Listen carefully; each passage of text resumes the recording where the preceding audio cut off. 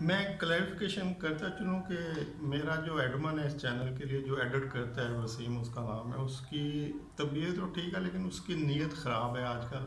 تو اس وجہ سے مجھے پھر خود ہی ویڈیوز کو بغیر ایڈٹ کیے ایز اٹ از جیسے میں ریکارڈ کرتا ہوں تو وہ مجھے ڈالنا پڑ رہا ہے.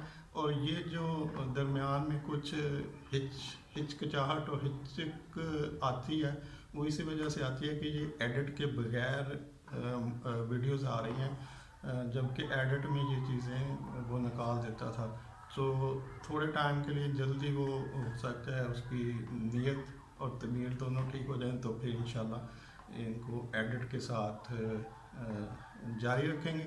لیکن مین وائل چونکہ مجھے درمیان میں کچھ پاس لینا پڑتا ہے، کچھ جیسے ابھی ہو رہا ہے، تو یہ اس چیزوں کے لیے معذرت. Thank you.